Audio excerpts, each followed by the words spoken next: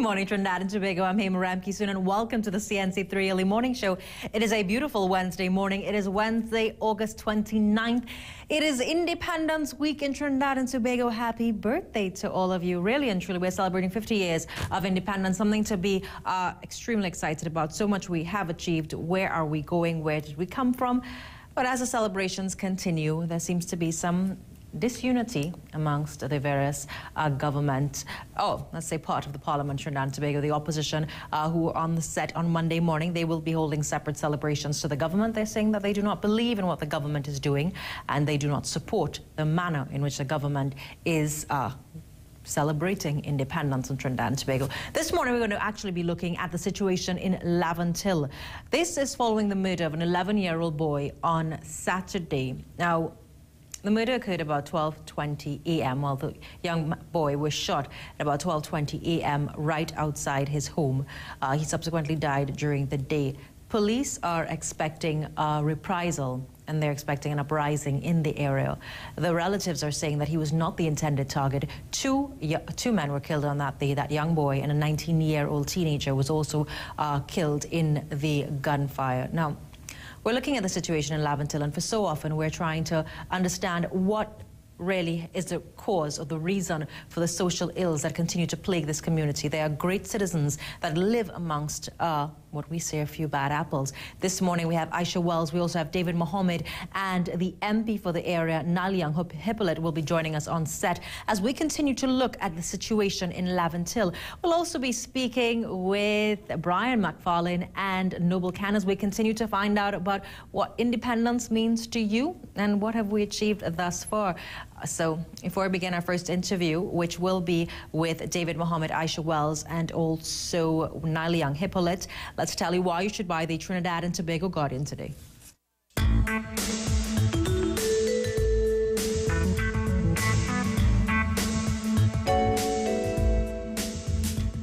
Well, the major story on the front page of The Guardian, Molly Show goes on. Promoter to pay $200,000 licensing fee. Cornelis stays in Geneva for TT's Jubilee. Kishon among our top 50 sports legends.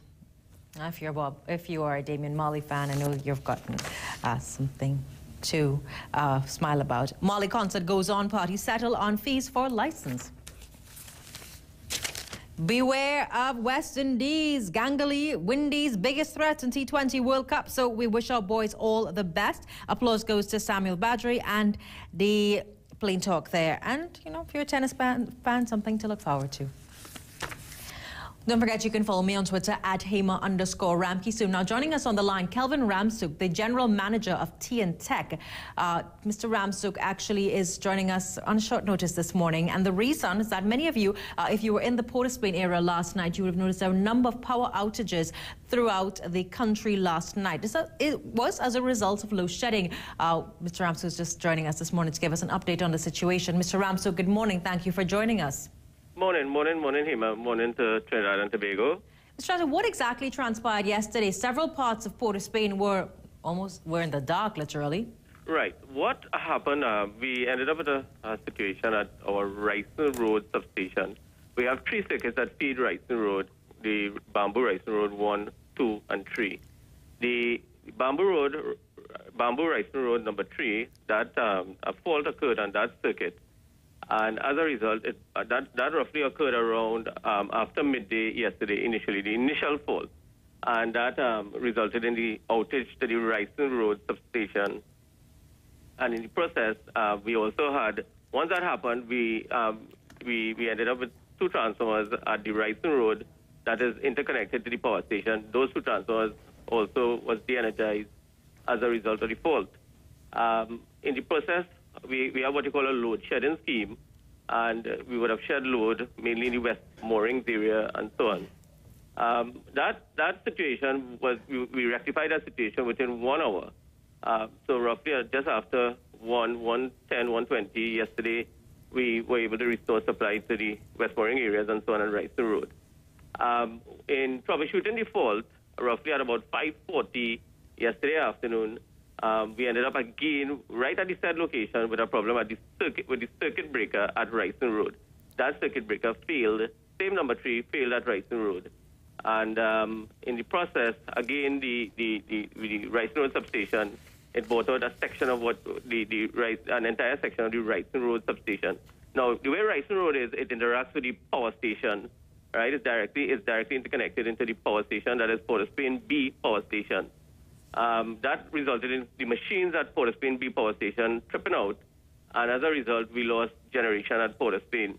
While we were able to quickly get back the Rising Road circuit, that is the substation, given the situation at the power station, we could not have brought back the machines. The power gen was not able to bring back the machines until roughly the first machine came on the system roughly at about 7:30, and the last machine came in at 11 o'clock.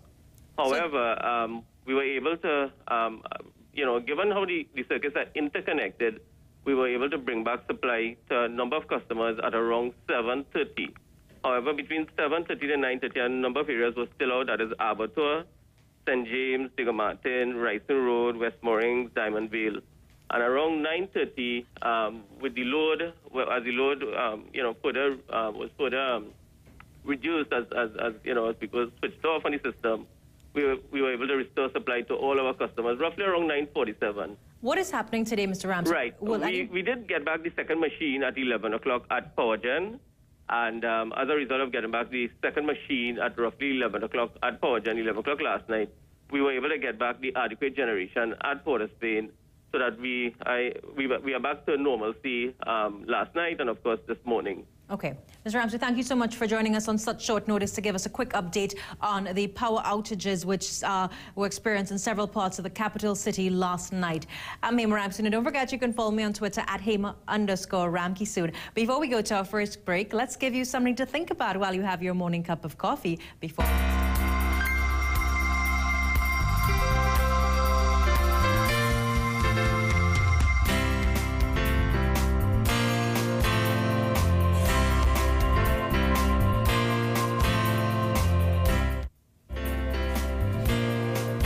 Now, this is actually one of my favorite sayings. It's from Ellen DeGeneres. Sometimes you can't see yourself clearly until you see yourself through the eyes of others. Sometimes you can't see yourself clearly until you see yourself through the eyes of others. Maybe sometimes it's not what you see in the mirror, but how other people see you. I'm Hema Ramkisoon. I'll see you on the next side of this break.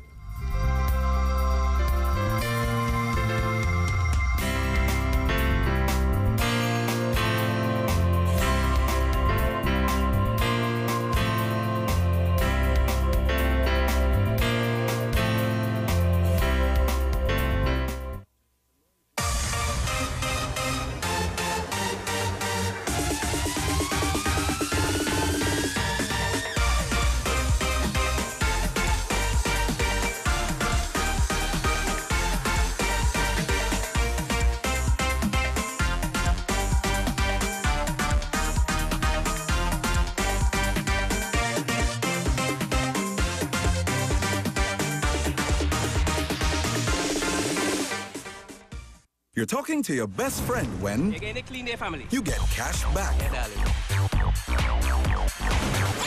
You're talking to your best friend when you realize you're always a winner.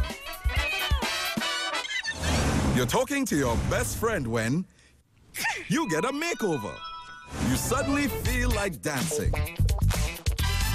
Every dog gets its day. You have your cake and eat it too. Nightfall. You're talking to your best friend. Whatever else happens, always get extraordinary value with Digicel. Get $1 cash back for every paid minute on local Digi-to-Digi calls made during the day, so you can talk more at night. Be extraordinary. Digicel. Feel the rhythm with Casey Candy Sweet Pan. This selected package filled with delightful Casey candies. Experience this sweet mint sensation for generations. Our souvenir of Trinidad and Tobago. So take home a Sweet Pan today. Casey Candy, we do make every moment sweeter.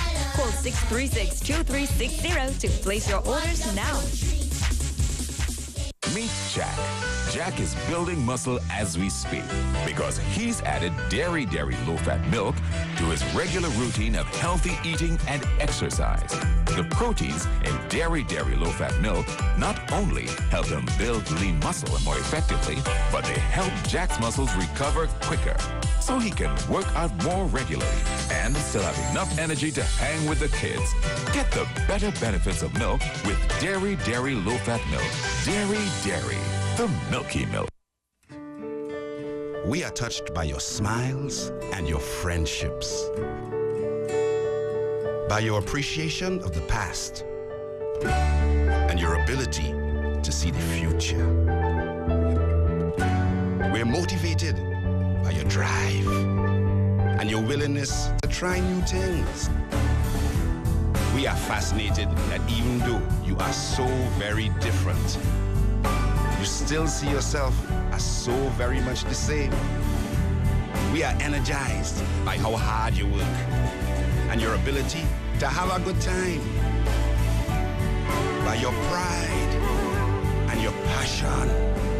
We are moved by your every new beginning and wonderful end.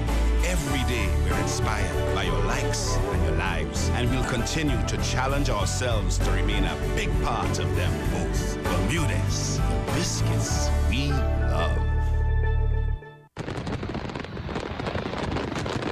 On this Golden Jubilee, we extend happy 50th Independence wishes to our beloved country. From the management and staff of All Granite and Stoneworks Limited, may God continue to bless our nation. Yeah, babe. Ray, we now living here and we real hungry. Food? Hey,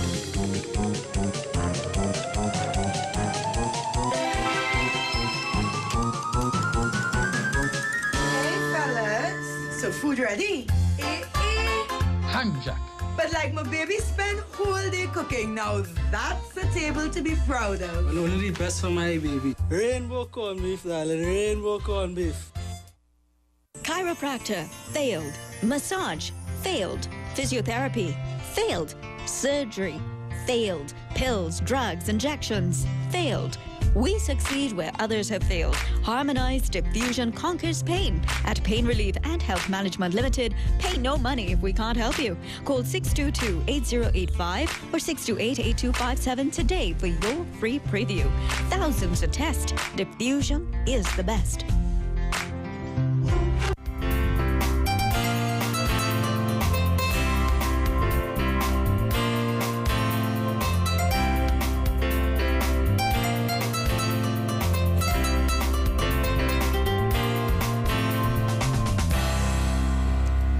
Welcome back to Trinidad and Tobago. I'm Hema Ramsoon. Thank you so much for staying with us. Battleground in Laventille. Well, the Laventille area has been marred a number of, I guess, social incidents that have really affected the way that residents go about their daily lives. Gang warfare, murders, bloodshed. The streets, many streets have been stained by the blood of the young, the old, and those who are in between. And no matter what, it's a small community, an extremely small community. Well, it seems as though everyone knows everyone. Now, you can't walk in certain areas. If you belong to one street, you can't venture into the other. On Saturday, yet another incident erupted, and this surrounded the murder of an 11-year-old child. This is why we're all here this morning to discuss the latest incident affecting the Laventille area. How do we find a solution? How do we ensure that we really do give Laventille the chance that it so deserves? But just to share with you the reason why we're having this discussion this morning, we're going to share with you the story from our newscast. The community of Dorata has been plunged into mourning after an early morning shooting took the life of 11-year-old SCS student Kareem Alfonso. Upon returning home from the Eric Williams Medical Sciences Complex, where her little brother had just been pronounced dead, Kareem's eldest sister told us off camera what she remembered of the incident. She said her brother was just heading inside shortly after midnight when disaster struck. They were going to the different ways, and 3 of them were sitting here. My brother was one of them, and somebody come from, as far as we understand, up in the back and shoot up which bag it was. They get 33 shells. My brother collect 3, one to his head, one to his lower back that entered his rectum and mashed up his intestines and one in his foot. Kareem would have turned 12 on October 22nd. His sister said he fought for his life for almost 12 hours. He was brain dead because the blood, he lost all his blood completely, completely. He had no more. And only the life support is what was keeping his heart beating, and eventually his heart stopped.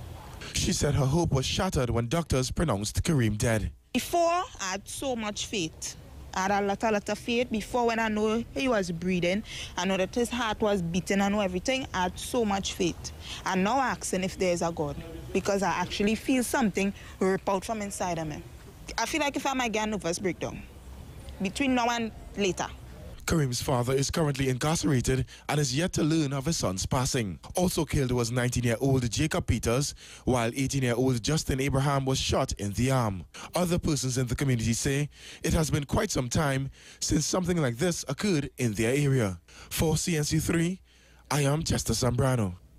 Story there by our very own Chester Zambrano. Joining us on set, the MP for Laventille West, Naliang Hippolyte. Mr. Hippolyte is not the MP who is responsible for the area where this young man was killed. But the entire community has been shocked and rocked by this incident. And now police have been expressing fear that they are expecting reprisal killings. They're expecting increased warfare amongst the gangs in the area. And why is that? And why do we continue to have this discussion? And how do we really solve this problem? Mr. Hippolyte, good morning. Thank you for joining us. Pleasant morning, Hima, and may I say also pleasant morning to your viewing audience. Now, you saw the story there. An 11-year-old boy was gunned down and killed, a 19-year-old killed, an 18-year-old shot in one incident, one night. I listened to an interview with the mother yesterday on a radio station where she said all her child was doing was waiting for his sister to return home and sitting outside their door. It was not as though he was anywhere far.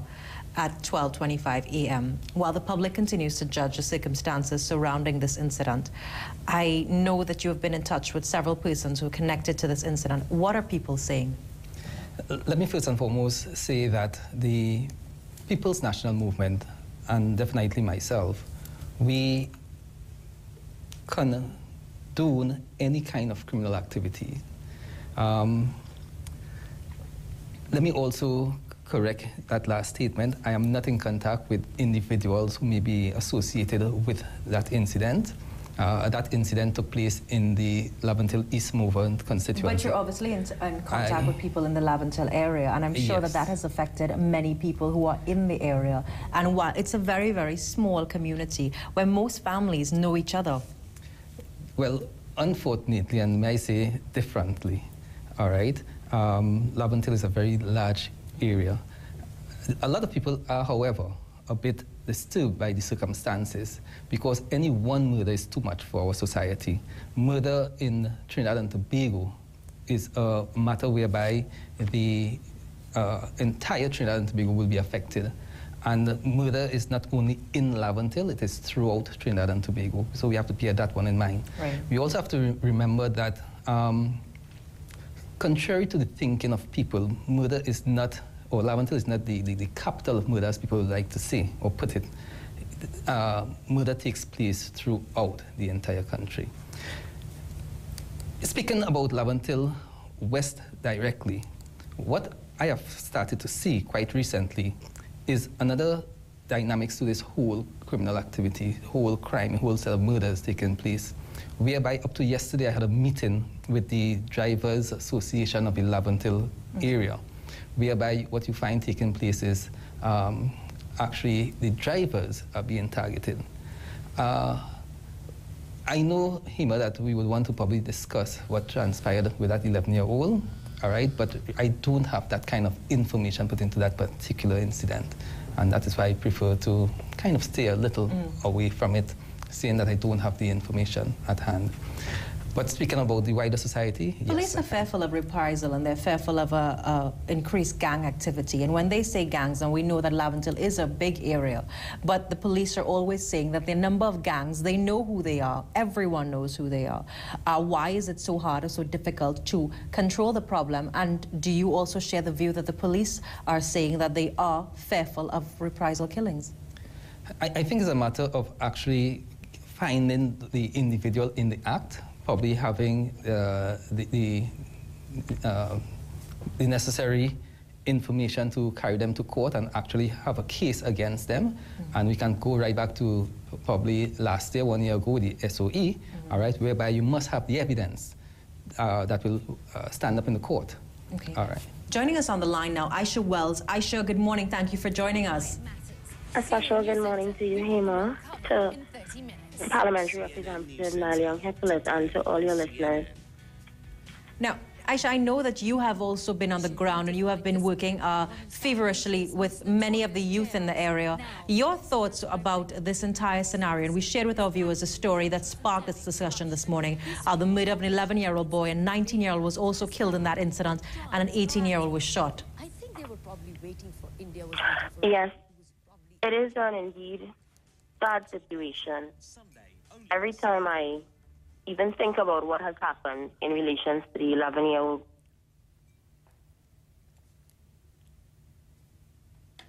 Okay, well, I think we lost that call. We're going to try to get the connection restored before we end this interview. We're also going to be talking to David Mohammed in a few minutes to get his thoughts on all that is happening. A number of programs have been launched. Color Me Orange. There have been a number of government-led initiatives. There have been there's a number of also youth programs. There's YTAP. There are a number of facilities available to empower communities. Why is it these programs do not seem to be yielding the results that we expect? You see, crime is a multi-headed monster, all right? Whereby it has found its roots in that of poverty and the lack of education, the lack of opportunities. Color Me Orange was not a sustainable program for the community. It was a program that ran for about 3 months and then it just cut just like that. But then some will say there are lack of opportunities, but yet you walk through the streets of Port of Spain and on any single day you see a number of signs, help wanted. There are opportunities available if you so desire to do that. I agree with you, but you also have got to remember that what is taking place right now in our society is these borderlines, where one person cannot cross the street to go on the other side of the road and all those different things. When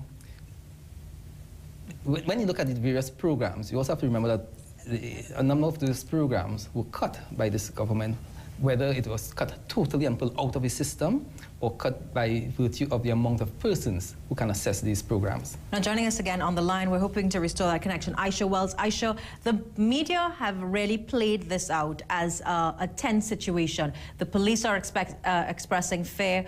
Is it as tense as we are reading? Yes, it is. I remember, and I wanted to bring your memory back, Hema, and of course, Honorable Parliamentary Representative, to the killing in Picton, Laventille, about 5 years ago. Baby Zion, he was 5 months old. He was shot 5 times sleeping in the arms of his father. And the situation regarding baby Zion was similar. There was alleged reprisals for his killing as well. Now, to make the situation even more tense with 11-year-old Kareem, it's also alleged that his relatives and family members are known to the police. So we're dealing with a situation where the community is already angered by the murder of an 11-year-old and then having family members who are openly on the newspaper begging for Moses Law or eye for an eye justice. Mm-hmm. I am hoping that the police put a handle on the situation before it gets out of control, but one can only pray that it doesn't escalate to what it possibly could. Aisha, is everyone at risk or are there specific targets in this matter? Well, the thing about situations in relation to killings like this, it puts everyone at risk. Why I say that? Because it increases the borderline issues that we have. Let's just say, for example, if the murder, or the murderer rather, of this child is from community X, then everybody in Community X is basically scared or put on alert from entering into Community Y because you're not too particularly sure how the persons in Community Y is thinking. It's really a very, very frightening situation to be in. A frightening situation. MP, is Laventille safe today? I would say Trinidad and Tobago is safe. I go through Laventille on a daily basis. Many residents go through Laventille on a daily basis. Many persons, many reporters go through the Laventille community on a daily basis. Laventille is as safe as Chaguanas, as Princestown, as Couva. Aisha, would you agree with that? Is it a safe area today? I agree with the parliamentary representative, having lived Laventille for 28 years. But the issue is the fact that the gang and what they are perpetrating against one another is making it appear to be unsafe. How do we restore the justice? How do we restore the level of confidence? How do we restore hope? I know that I listened to an interview with the young boy's mother yesterday on one of the radio stations, and she stated that she's fleeing for her life, that she's afraid to stay in her home, and she's not there anymore. Well, the thing about this situation is I personally believe what Laventille faced, and a lot of the persons in Laventille, and particularly young people, is the lack of social intervention. We have single parents, of course, that go through so much from the entire lack of education to the fact that the social programs are not meeting our people. They have a whole lot of issues that need to be addressed in Laventille before we can actually go to restore justice. No, actually, you say that, and the MP also expressed similar sentiments, and yet we go through any book on the public service and the amount of social programs that are available, from the food card to the food grant to GATE. Why do you think the opportunities are not there, or why are these programs not meeting the needs of these communities? I can tell you, Hema, from a local government perspective, because I am the local government representative for East Dry River, the social programs do not reach us. They do not reach us. You go to these various ministries and it's always a run around to get a hold of the program. I have been running around up to yesterday with a young lady who have applied 3 years now for a food card.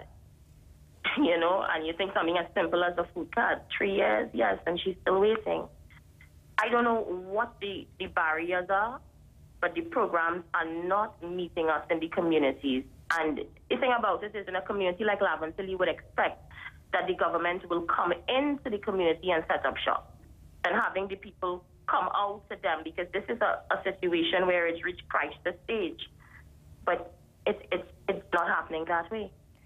What can, you know, and so many times we see solutions, and this is my final question to you, and I'll also pose it to the MP. We see solutions that are sort of makeshift solutions, that they're implemented from top down. But if the community had to fix the problems, what would you recommend to the state agencies and to the government agencies? On one side, they say get the community involved, yet when you have a situation, you see the emergence of so-called community leaders who are known to the police. The situation gets a little muddy somewhere. I'll say mediation. I'll say the state should intervene and provide mediation. What we have now, because what I remember is a few years ago, the gangs in Laventille were there, but they were different players or different gang leaders. Those gang leaders have died out, and somehow young gang leaders have emerged. And they were holding on to the premise of, my father was gunned down a few years ago, or my uncle was killed a few years ago. And that is how the war continues in these communities. No social intervention came in, no counseling came in, no mediation came in, and the children are carrying on the battle that was left off by their relatives that passed away. I think we're dealing with this issue, then we need to come in and we need to provide some sort of counseling and mediation so we can deal with that and hopefully find a solution to what we're facing. Aisha, thank you so much for joining us this morning to share your thoughts on what's happening. Battleground in Laventille, carrying on the battle. Ms. Hippler, is that an apt description of what's happening on the ground? You see, what's taking place on the ground right now is probably fractions of communities fighting against one another. In addition to what Aisha indicated, we need to get the police posts back into the Laventille community. We need to have structured sports, not just sports being here, there, and everywhere, but it must be structured. We need to get our young children back into schools rather than on the blocks, the 10-year-olds, the 11-year-olds back into schools. We need to get the churches involved. Let me say, Hima, that tomorrow morning at 9 o'clock, the taxi drivers of the Laventille community will be having an awareness walk, all right, from Red Hill to Port of Spain.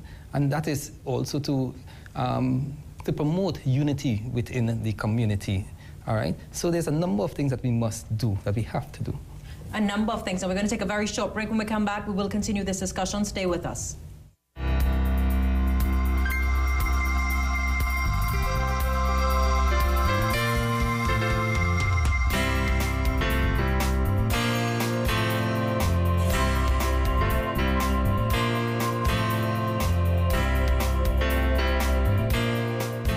This is the moment when all that we've done, all that we've been through, and all that we've become takes on a higher meaning, a deeper sense of pride and belonging to the glories of the past, the challenges of the present, and the great expectations of the future.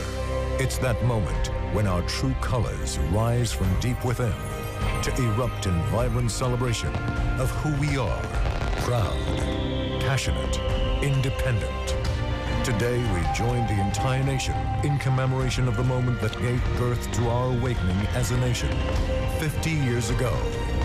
Fire One, Everett. Happy 50th anniversary, Trinidad and Tobago, from Fire One Fireworks.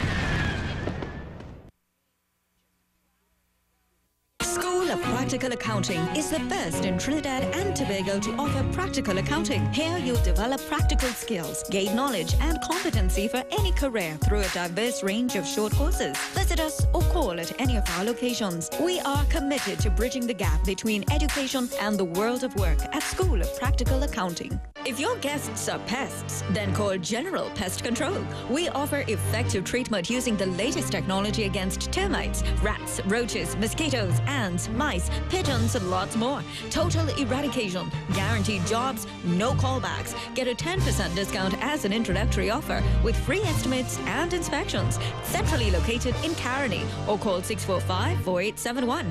General Pest Control. Satisfaction guaranteed.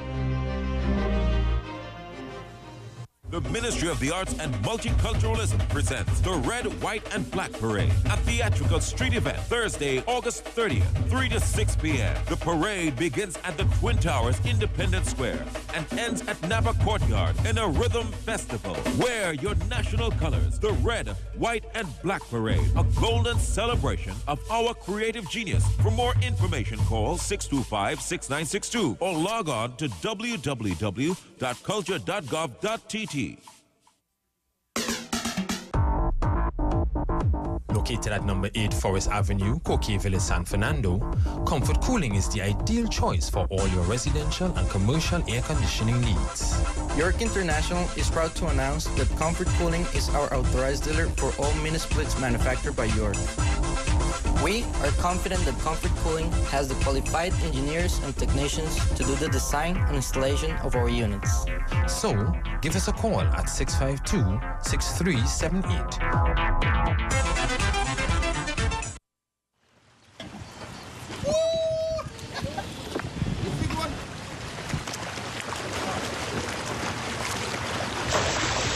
Need fishing gear? Yes, we have that too. With over 60 years experience, fishing rods, garden tools, paint, product spare parts, plumbing, bathroom, lumber, steel, and all other hardware supplies at competitive prices. Southern Wholesale Stores Limited. Visit our website or come in today at 185 Union Road, Marabella. Southern Wholesale Stores Limited. More than just a hardware. This hurricane tip is brought to you by Target Cornby, Bob Insecticide, and Clean and White Bleach. Store emergency supplies and assemble an emergency kit. Stored food and water should be replaced every 6 months and have readily at hand.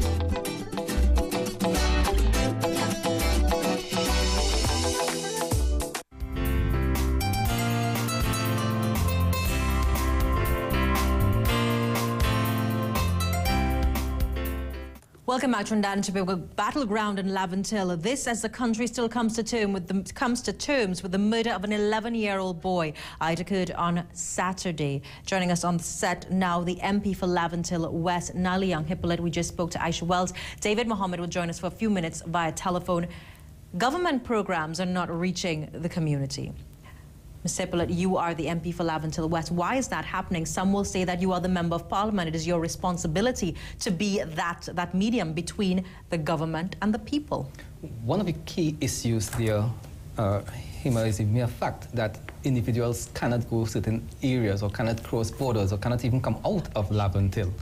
One of the things that we are faced with, for instance, is the Laventille Technology Center, which is located to the bottom of the Laventille Hills. And it is strange enough to note that many persons from within the Laventille community just cannot go there. Now, what you find the members of communities are asking for is for these programs to come to them, which will now put a strain on the government. Okay, but then the government is going to say, if I put it in the community, it will be destroyed, no one is going to take care of it. How would you respond to that? Not only that, but we have the resources to look at, the physical resources, the amount of persons we have to get to go into these various communities. So we have to reverse that by having these individuals get to these institutions. As I said, Laventille Technologies is one. Now, looking at the gang warfare that continues, we just have a couple of minutes till we wrap this interview. Why is it that the gang culture continues to exist? Why is it this cycle? Aisha said that there are a lot of wounded young men walking around, continuing the battle of their deceased fathers or their deceased relatives. I want to believe it's a situation where the younger ones may have seen their fathers getting killed, and out of that pain and hatred for life, quote unquote, decided to go along that lines. But we also have to remember education is very important. Education is very important. Joining us on the line for a few minutes, David Mohammed. David, good morning. Thank you for joining us. Hello, good morning, Hema, and of course, good morning to your viewers. Now, David, you have been on the ground since this story broke. You've been various parts of the Laventille area, and I'm talking about Morvard, John, even the street that this incident occurred. What is the feeling on the ground? The media is painting it to be a tense situation, unrest. People are fearful of reprisals. The police are saying they are a little optimistic that good sense will prevail, but they are fearful. What exactly is happening on the ground? Well, I can't say a whole lot about that specific issue or incident. Yesterday, we were close by to there. We walked through the Beetham community in the Helyard area, and we had intentions of going across the Pastor Street near there. But there's not a whole lot, like I said, that I can say about that specific incident, but across the community in general, there seems to be, and of course in the wider national community, there is a lot of concern about the violence that's taking place and the gang culture and the so-called warfare as well. David, why is the gang culture continuing? I know we just have a couple of minutes till we wrap the interview, but why can we not effectively address this situation? Right. Now, I want us just for a moment to consider the bigger picture. Trinidad and Tobago currently is 6th in the world in terms of murder. First is Honduras, 2nd Jamaica, 3rd Venezuela, 4th El Salvador, 5th Guatemala, and 6th Trinidad and Tobago. Now, all of these countries, and then you also have like Colombia, Brazil, Guyana, etc. All of these countries are regions where there is major activity with the illegal transshipment of the drug trade. And once you have broken homes, dysfunctional families, poverty and unemployment, and educational underachievement, because many of these young men are unable to read or write, and there's high unemployment and low minimum wage, you have the formation of gangs, and then persons on the outside of the community bring guns and drugs on the inside of the community, and now all of a sudden there appears to be options, opportunities to make a living in a fast way without going through the standard educational process, etc. David, my final, I know we just have a few minutes so we'll wrap this, but I have to ask you, the MP did mention that the church must play a role. You are a religious leader in the community. Has religion abdicated its role in fixing this problem? Well, of course, from an Islamic perspective, I mean, when we went a few months ago to meet with some of the gangs or gang members, or those who are perceived to be as such, we went with a very heavy emphasis on Quranic law, or the law of the Holy Quran from an Islamic perspective, as it pertains to peace, as making peace a major priority, and also a mandatory obligation to accept peace from anyone who offers it, even in the event that there's continuing hostility and mistrust. And we shared these ideas with all of those whom we came into contact with. And of course, that is our basic premise. So even in addition to all of the facts, figures, and statistics, you know, we are guided by the principles of the Holy Quran that encourage the making of peace and the establishing of peace.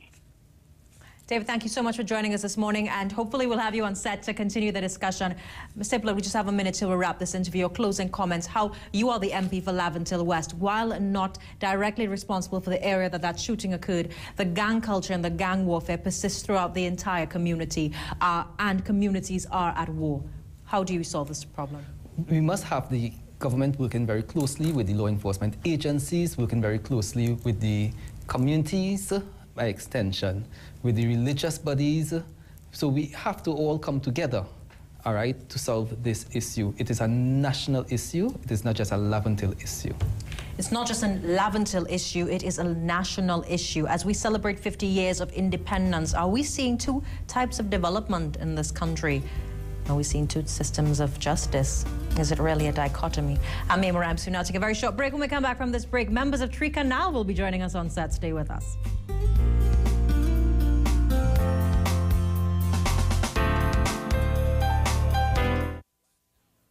TNT. Celebrate together, where it all started in 1962. Entertainment with Pan, Calypso, Dance, Rapso, Chutney, Soca, flag-raising reenactment, fireworks, Machel Montano. August 30th, 2012 in Woodford Square. One evening, one great event. Celebrate 50 years of national pride. Meet us in the square. All are invited. See press for details. An invitation from the Ministry of Planning and Sustainable Development on behalf of the Government of the Republic of Trinidad and Tobago. Completed dreams bring a lifetime of happiness. Lifetime Solutions can make it all real. With windows, doors, and roofing styles, you can choose your design. Just tell us your budget and we'll find the right fit. We are innovation ahead of the game. So affordable, Lifetime Solutions. You can trust your roof to us. Lifetime Solutions. Lifetime Solutions. You can trust your roof to us. Register now for AmCham TNT's 16th annual HSSE Conference and Exhibition, September 26 and 27. Be part of this informative experience as we explore the theme HSSE Excellence, Pathway to Sustainable Development, with featured speaker Robert F. Kennedy Jr., visionary environmental business leader and advocate. For details, call 622-4466 or 628-2508, extension 225, or visit www.amchamtt.com. That's www.amchamtt.com. With all the reasons you already have to celebrate this independence, Richmond Motors has just added one more. Bring out the champagne, because now you can drive home with your very own BMW X1 or BMW 5 Series with no down payment and a whopping 6 years to repay. Plus, your BMW purchase comes with 2 years free full comprehensive insurance and 2 years warranty or unlimited mileage, whichever comes first. Now that's a real cause to celebrate. Offer valid while stocks last. Special conditions apply. TNT. Celebrate Together, where it all started in 1962.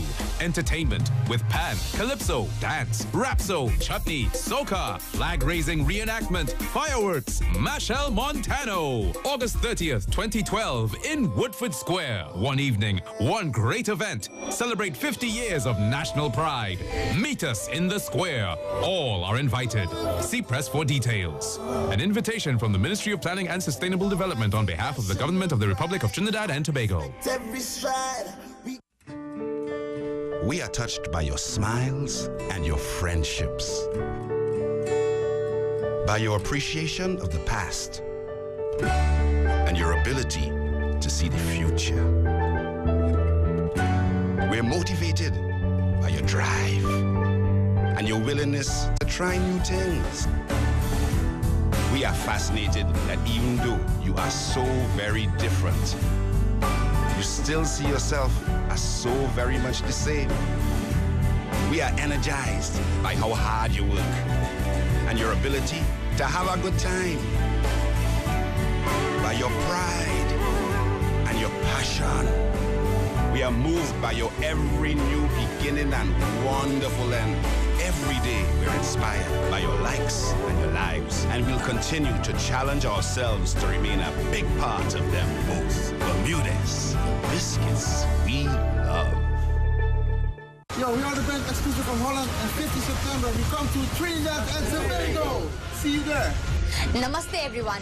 I am your Radhika, and I am coming to Trinidad on 15th September to perform at Center of Excellence. Hi friends, this is Avinash Sachdev, your Dev from Chodigo, and I'm coming to your city, Trinidad, on the 15th of September to perform in the Center of Excellence. So be there.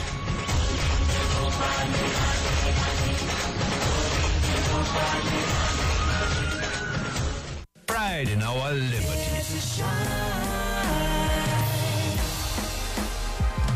Over the last 50 years, we've built a platform for progress and prosperity. We've done it through boundless faith and confidence in the future.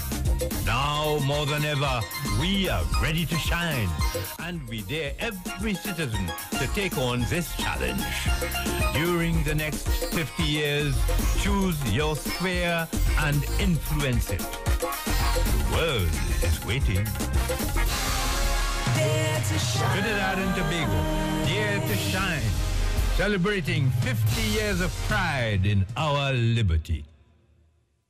Seaview Optical's Grand Independence Anniversary Sale. Enjoy 50% off, 25% off all frames, including Coach, Versace, Prada, Calvin Klein, Gucci, DKNY, Oka, Dolce & Gabbana, plus 25% off all prescription lenses. We're also pleased to offer 25% off all sunglasses. Sale ends August 30th. Seaview Optical, affordable eye care for everyone. With all the reasons you already have to celebrate this independence, Richmond Motors has just added one more. Bring out the champagne, because now you can drive home with your very own BMW X1 or BMW 5 Series with no down payment and a whopping 6 years to repay. Plus, your BMW purchase comes with 2 years free full comprehensive insurance and 2 years warranty or unlimited mileage, whichever comes first. Now that's a real cause to celebrate. Offer valid while stocks last. Special conditions apply.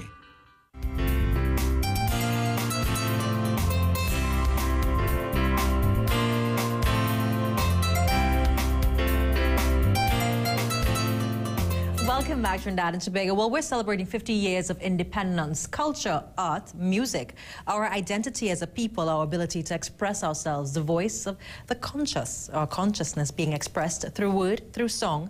You know, historians are always writing. Documentarians make film now.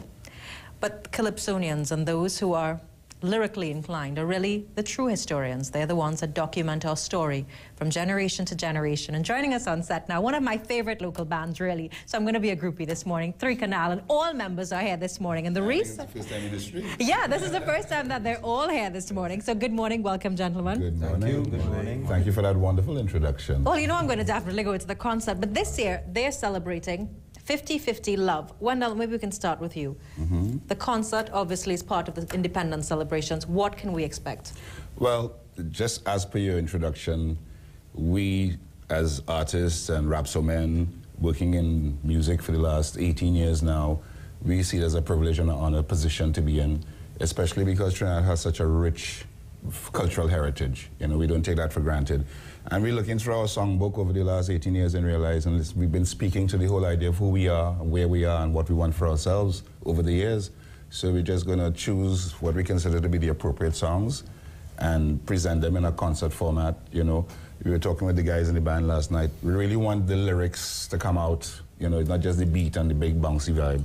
It's not a party because we believe there'll be lots of partying over the next couple of days. We really want to take the opportunity to present the material and the work in the context of us at 50 and where we want to go from here.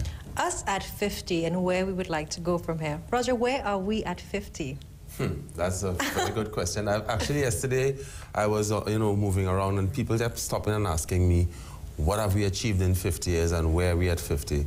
It's an interesting question. I think that we have achieved quite a lot on the ground in terms of our sportsmen and our writers and musicians and whatnot, but I think we have had some seriously uneven development in Trinidad and Tobago where we focus a lot on industry and profit and making money, but I think we're lacking in the humanities and in love, and the love for the people and the love amongst the people. I think that's lacking. Love for the people and love among. It's funny that from who the leaders? Yes, absolutely. That's what I'm speaking. Absolutely. Yesterday we had 3 of the icons on set: Len, Roy Keep, and Palam Goddard. And he said, interestingly, that they are hoping that now artists will start being appreciated, that they would be seen as viable contributors to our society, that their contributions will be recognized. Do you feel up to this day that we are not recognizing our artists? Well, we've just missed a trick here, if it's one thing. I mean, to produce a 50th anniversary album, it would have been something wonderful to have Sparrow on it, David Rod on it, and the icons really coming and contributing towards a project like that, you know? And if it is that we're now going to see about our artists, we are way too late because a lot of them die cap in hand. You know, I mean, we could talk about Kitchener, we could talk about Lord Shorty. I mean, it's unfortunate the way we treat artists, not only Calypsonians, but other artists, people who paint, people who do theater as well too, and some filmmakers even. Guys like Horace Ove, they'll tell you they're not coming back to Trinidad. His movies won't show, they don't show his movies here. And he's a celebrated black British filmmaker, but British because he has to be there.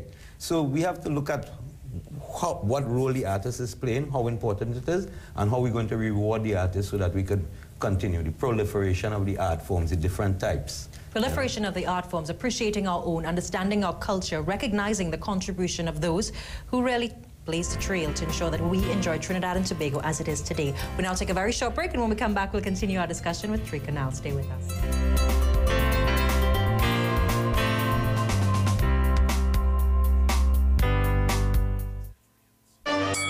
Professional boxing is back on Sunday, September 2nd at the Woodbrook Youth Facility. Keyshawn Walcott brought you Olympic gold. Now, come out and see Kurt Sinnett bring to the nation boxing gold as he takes on Joey Vegas out of Uganda for the WBC Light Heavyweight International title. Also fighting our very own Rio Ramnarine, Kevin Diaz, and MMA specialist Dwayne Hine. Gates open at 3 p.m. Tickets available at all Extra Foods, Hilo Food Stores, and Kenny's Sports Center.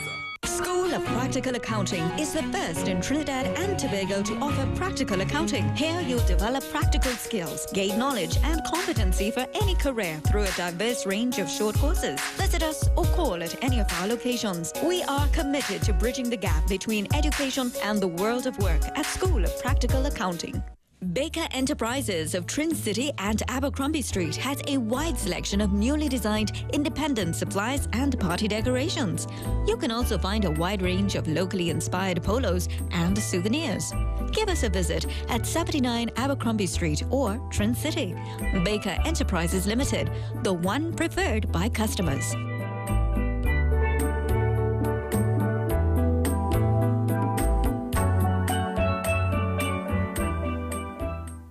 Chiropractor, failed. Massage, failed. Physiotherapy, failed. Surgery, failed. Pills, drugs, injections, failed. We succeed where others have failed. Harmonized diffusion conquers pain. At Pain Relief and Health Management Limited, pay no money if we can't help you. Call 622-8085 or 628-8257 today for your free preview. Thousands to test. Diffusion is the best.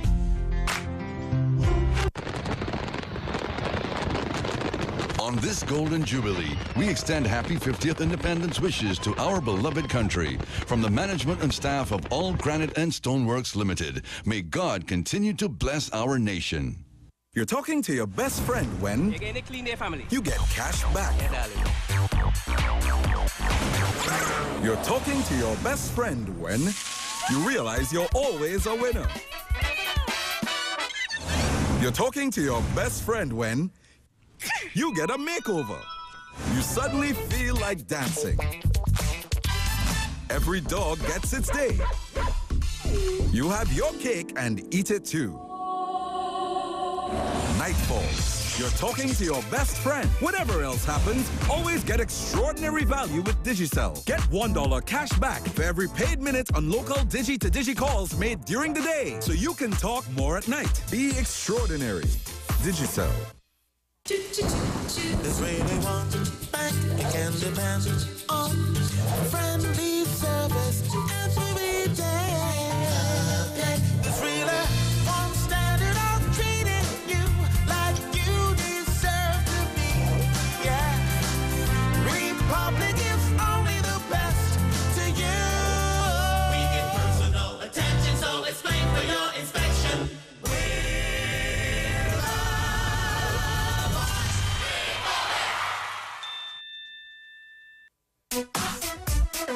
Hiya guys, I am Felix, and welcome to Party Central.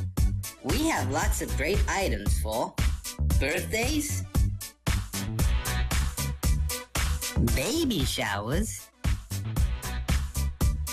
weddings, party themes, gift items, bachelorette, and so much more. Party Central. Let us be a part of your party. Visit us at www.partycentraltt.com.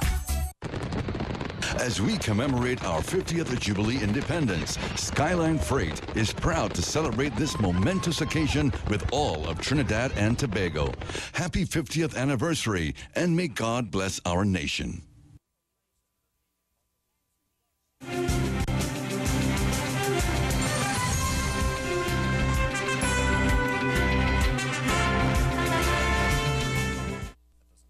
Good morning, Trinidad and Tobago. I'm Ria Rambley. This is Headline News on CNC3 and the TBC Radio Network.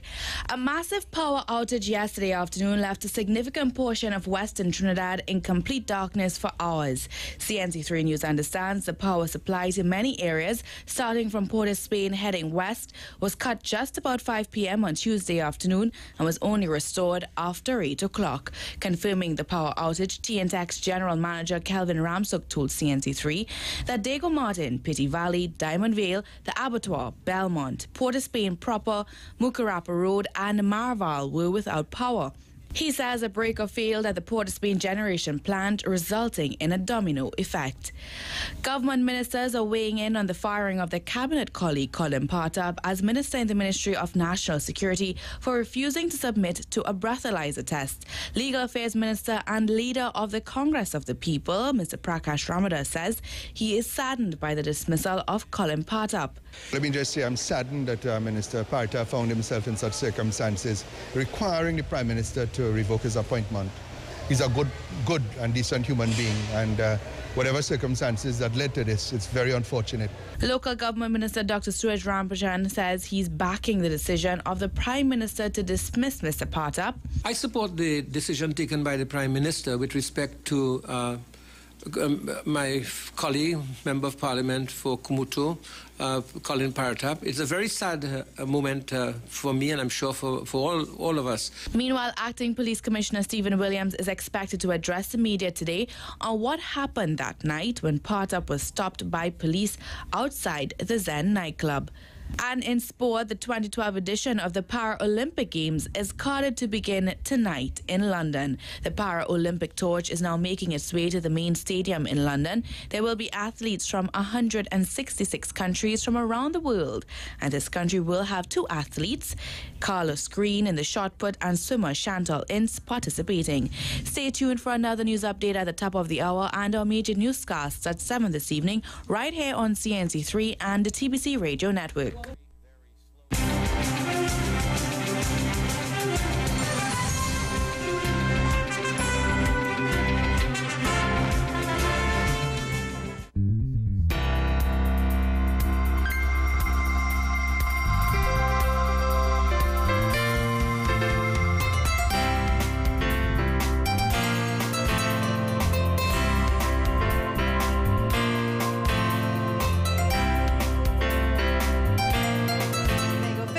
Love, a concert that's taking place on Saturday and Sunday at the Central Bank Auditorium, celebrating 50 years of independence, advocating 50% local content now. Now, if after 50 years of independence, and we have so many success stories internationally, locally, and we're still not able to love our artists and love our culture beyond the season, what does that say about us as a people?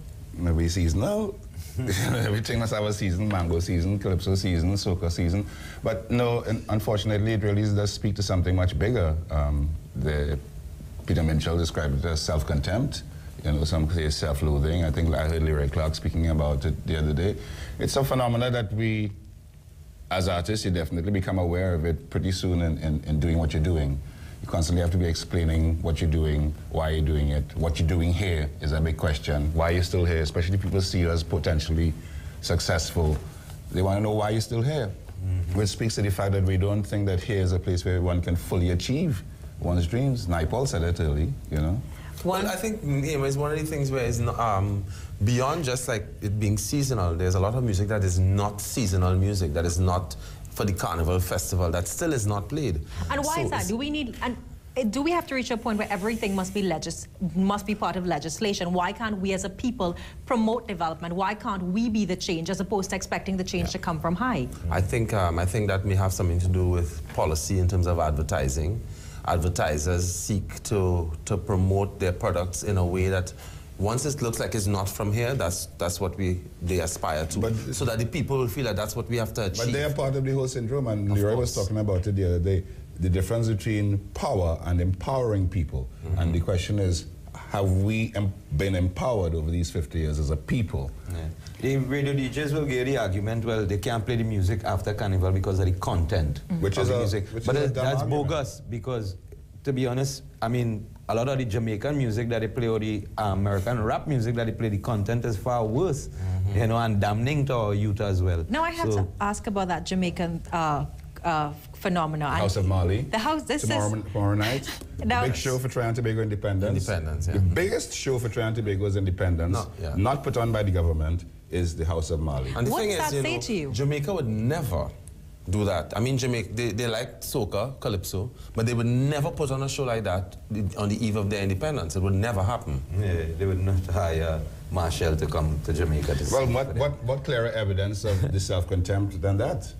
And self-contempt is an insidious thing. It's not something that you could really, you know, pin down and solve overnight. It's taking years and years and years and generations and eons, and unless we just call it by its name and seek to address it, we will be having this discussion for the next 50 years. Is it a level of self-contempt? Is it a level, what does it say about us as a people that we are willing to accept that? Well, we are accustomed. They're accustomed. I guess we've been conditioned in that way. You know, you project something as being the model of success over and over and over. So that's what we see it as. When you show that to children over and over a long period of time, we see it as, okay, it has to be from outside for it to be successful. How do you measure success? So if it were a show with Stalin, that's just Stalin and them. But if it's Mali, oh my God.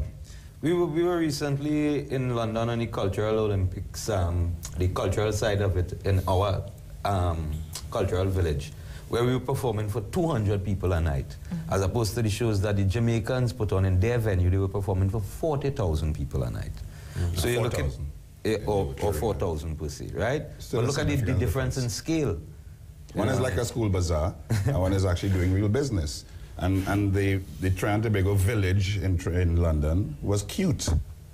But we have to be gone past cute at this stage of our lives. It was nice, and it was very much everybody had a nice time. We stayed in hotel with all the rest of the artists. But the reality is that we were performing for 250 people a night.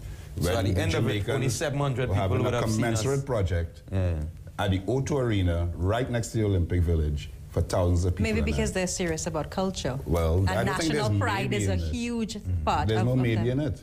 There's No. no maybe there. They're very aware of the value of their culture and what it means to them as a people, and also what it means to them in many other regards. But Wendell, some economically can and argue otherwise. that the success of the Jamaican athletes may have been the catalyst to promote that culture or to give them that road to Whatever walk. you have, you use it. You know, they were saying that when they realized the Olympic schedule was that Usain Bolt was going to run on the 5th, the day before their independence, they put everything behind that.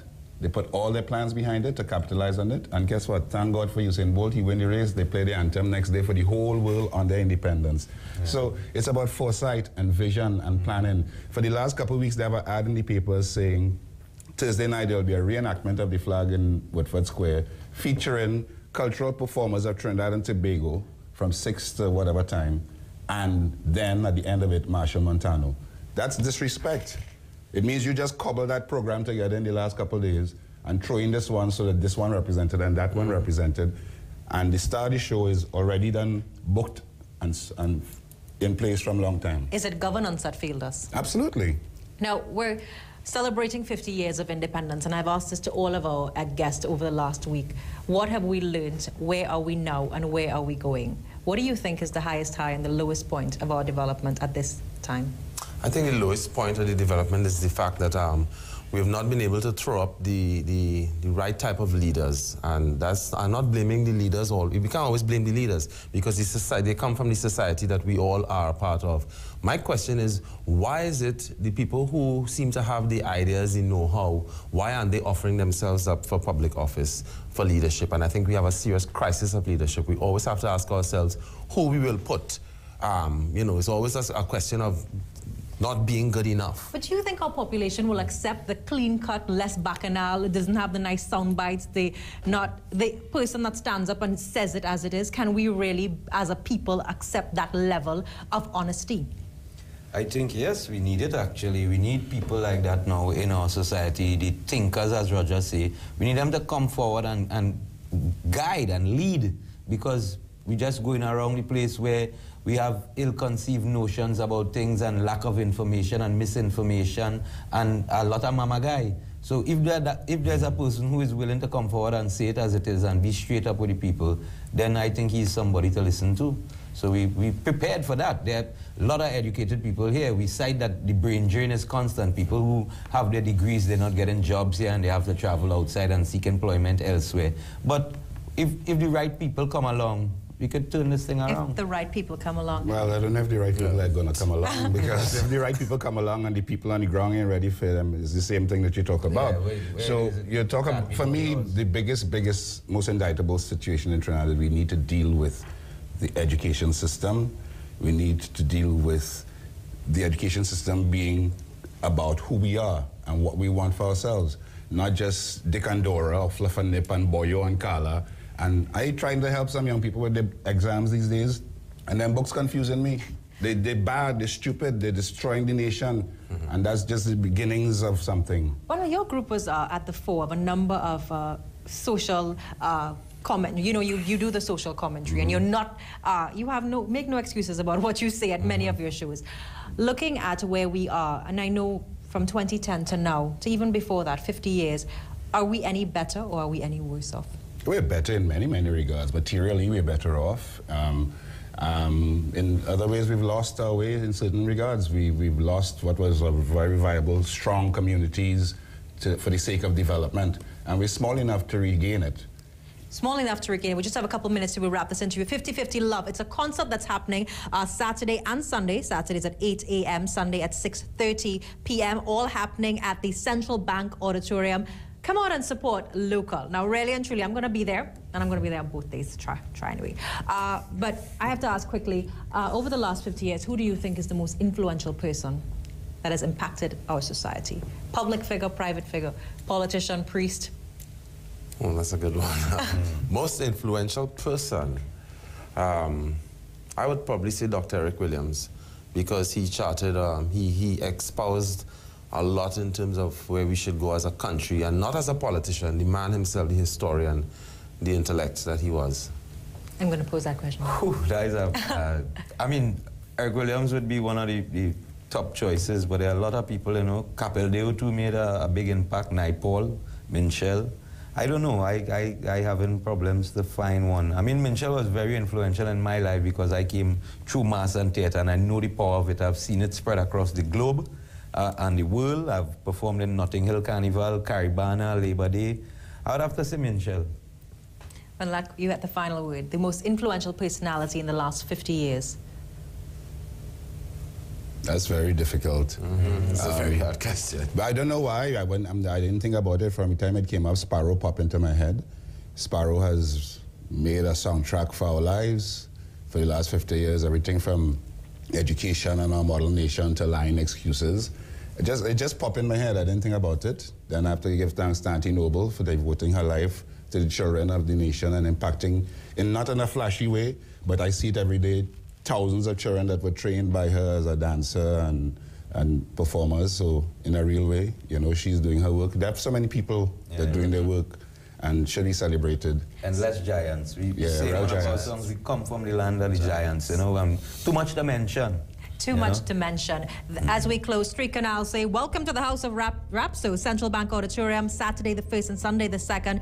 They're celebrating 50 years of independence. You can get tickets or call for further information at 623-7411 and 623-0845. I'm Hema Ramksoon, and we now go straight to a cooking segment. Ian is going to teach us a thing or two, so hopefully I'll learn a thing or two. And when we come back from this break, Brian McFarlane will be joining us on set. Stay with us.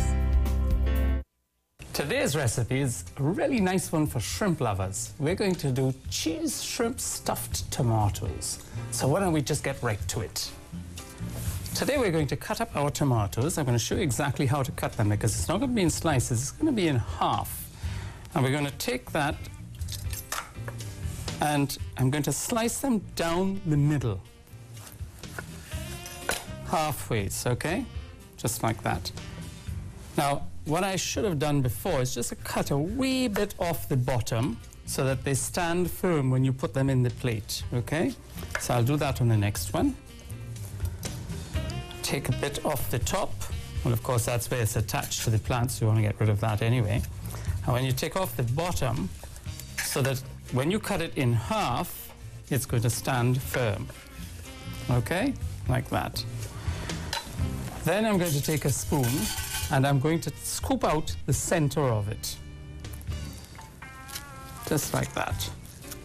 So that is going to leave me like a little cup so that I can fill this with the shrimp and cheese filling. So I'm going to go ahead and scoop out these.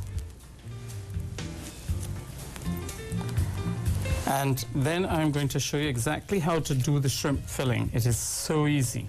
Now what I've got here, ladies and gentlemen, are cooked shrimps. You can tell the difference when you buy them because the cooked shrimps look a little whitish, and when they're not cooked, they look slightly transparent. So when you're buying, just be careful to see if they're cooked or raw. So we're going to put those together like this, and I'm just going to chop them up. Not too tiny, but not too big either. You don't want big chunks of the shrimp in it. Like that, you see? I'm not doing them too tiny, so you're going to taste the shrimp. You don't want it to say, but what is this inside of here? So there we go, chop them up. And I'm going to set that aside for the moment. Now, in here, I have my cheese. I'm going to put a bit of finely chopped raw onion, some finely chopped pimentos, and some finely chopped garlic. Usual pinch of salt, and a pinch of black pepper. Then I'm going to mix this up. And to this, I'm actually going to add our chopped shrimp. So I mix that again.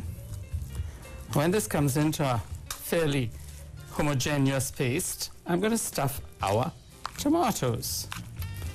Now, With a spoon, you just scoop up some of the cheese and pimento and shrimp, and you stuff it into the tomatoes.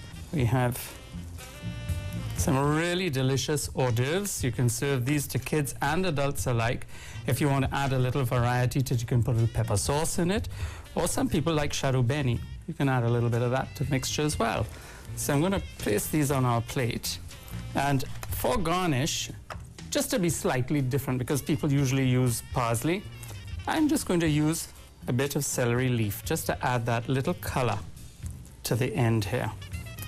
And you know, this local celery is so strong, but so delicious that it just adds another dimension to our stuffed tomatoes.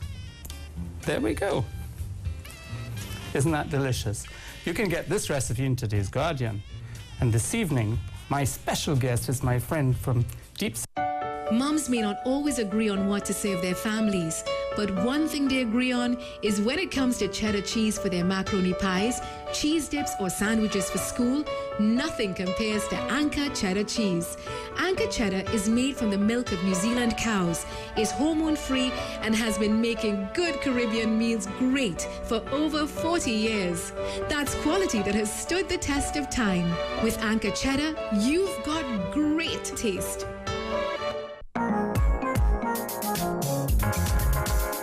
Welcome to NGC. Happy 50th anniversary. Happy anniversary. Happy anniversary, Trinidad and Tobago. Happy 50th anniversary, Trinidad and Tobago. Happy 50th anniversary, Trinidad and Tobago.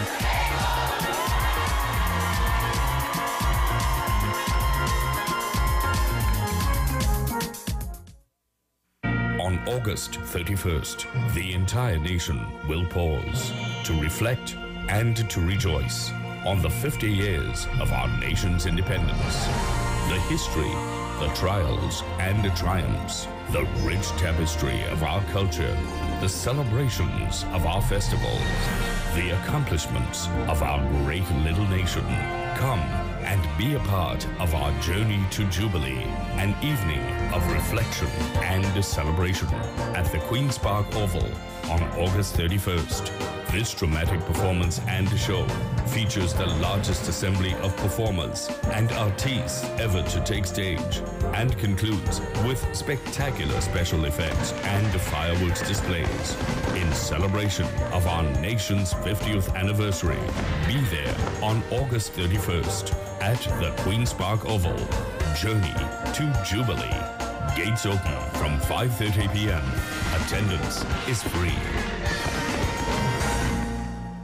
Enjoy hassle-free shopping at South's premier beauty store, One Stop Beauty Essentials. They carry a wide range of leading brands and personal care products at reasonable prices, including cosmetics, fragrances, and everything for your nails and hair. 100% Remy, human and synthetic wigs, weaves, and braids are also available. Shop in comfort at One Stop Beauty Essentials, your one-stop beauty shop, conveniently located at 52 Sutton Street, San Fernando. Secure parking available. Like them on Facebook or call 652-0080.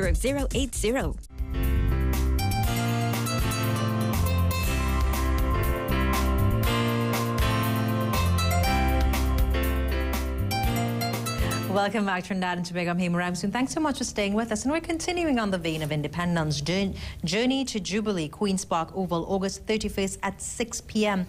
One of the greatest celebrations of our independence. Come experience an evening of celebration and reflection. 50 years of independence. We have so much to be grateful for, so much to be thankful for. Our country is colorful, vibrant, rich, and we are an expressive people.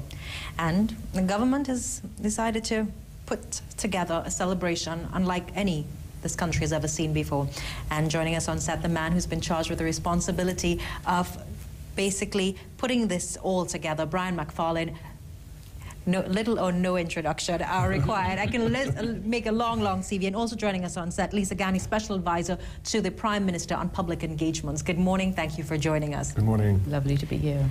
Now, Brian, maybe we can start with you. 50 years of independence. Personally, what does independence mean to you? Well, I think independence is a great feeling for all of us. I think all of us should be very proud. It puts us where we're at a position where we stand out, you know, among all the others, all the other great countries who have attained independence. You know, people look at us in a way that we are a country that holds its own, that stands on its own. We have, as you said just now, so many things to be proud about. We have the richness of our culture, which is so strong, the diversities of our culture, the different ethnic groups that have come together to make Trinidad and Tobago who we are. And I think these are all things that we are very proud, or should be very proud of. So I think being independent really stands out for us in celebrating all of these achievements. Celebrating all of the achievements, as you look at the way our society has changed over the last 50 years, and those in the cultural realm, they always talk about, in the business of mass, they talk about the origins of what Carnival was, where it is today, and where it is going. How has that changed over the last 50 years? Well, like everything else, that has evolved and that has changed, and it has become what is now known as a more modern-day mass, and an involvement of the people, where people are expressing themselves in a different way. It's more, as I've said in the past years, it's more about the flesh and about the celebration of life in that form. So the mass has been somewhat discarded, and I have said that over the years, and that is a sad thing for me, because I would like to see more mass come back, the origins of mass. And in my own way, I have been trying to do that with what I create and the mass that I present. But there's still many people that do that as well, people like Stephen Derrick that still hold on to that, and the traditional characters in different parts of the country, the Damn Lorraines, the Midnight Robbers, and so forth. But that is something that we should certainly try to hold on to and put more emphasis in trying to rejuvenate that and keep that alive, because that certainly speaks of us as a people. Certainly that's something you're going to be seeing in the show in a big way, elements of traditional mass. So certainly it will be kept alive, this independence celebration. Keeping our traditions alive. Now, Lisa, this is a celebration comparable to none that the country has ever witnessed. Let's talk a little bit about the planning for this event. What went into it? How did you decide what to have, what not to have? Well, again, this is a very special project for our Honourable Prime Minister, and this is an initiative coming directly out of the Office of the Prime Minister. As you can see from a lot of the material that we have put out advertising the show, it has to do about pride, passion, and patriotism, which we think are some of the watchwords for this event, to instill that feeling of pride, passion, and patriotism within the citizenry of Trinidad and Tobago. So, of course, to do that, my forte, I've been in events for over 25 years, and a project like this is something that I think you only get to do once in a lifetime. And working out of the Office of the Prime Minister, of course, who have been charged with the responsibility to do this, we've put together a team of professionals, of course, with Mr. McFarlane heading the choreography of the event and so on, and trying to incorporate as many of our artists as possible to show and reflect the diversity of Trinidad and Tobago with regards to culture and, entertainment and what we have to offer. Now, the celebration, while there is much to celebrate, on the front page of one of the daily newspapers, they've spoken about disunity and the fact that the opposition is having their own celebration, the government is having their own, and we seem to, after 50 years, need no closer to that society of unity that Eric Williams envisioned. How would you respond to that? I think that, diversity, part of diversity is allowing people to express themselves in whatever way that they want to. How we promote that and how we position ourselves, is an individual responsibility. So that I think that within this celebration, we also have to allow people that opportunity. And I think one of the really great things that we celebrate through independence is our democracy. And the right of a democratic society is that freedom of expression. And I think when we see that as a nation, we can do that in a peaceful manner, still have our differences and still be able to express ourselves. I think that there is some unity in that, even though it may be projected in differences and maybe some people may term it ununified. Now, Brian, also working on this project, what does it mean to work on this project personally? Well, it's very exciting, and I'm very humbled and honored by it, because first and foremost, this was done by the previous government when it was done as the Summit of the Americas, because that's going to be sort of the main show that we're going to do, which told a story about us as a people. From the first people, the Amerindians, to the enslaved, to the indentured East Indians being brought here, and express ourselves right up until where we are today. And I think that is a unifying expression there too, to think that now there's a new government in place that also appreciate the show very much, that has now asked for the show to be restaged. So that is a nice unifying symbol right there in itself. But it is a story that talks about us as a people, from where we came from, where we are, where we are going. And we've tweaked it a bit. We've added a few little different things into to make it even a little more exciting and celebrative for the event, what it is, celebrating independence. But I think it's great, and I also said, you know, when it was staged, when we had the 5th Summit of the Americas and Shogun, because there are a few elements of both that we're meshing together with new elements, I was very strongly felt at the time that it should have been shown to the nation, to the people of Trinidad and Tobago, because it was held in these theatrical halls where these heads of state from all over the world saw it. And yes, people were able to see it on television, but I think it's great that it's being brought to the people of Trinidad and Tobago. It's free of charge, and the whole family can come and enjoy.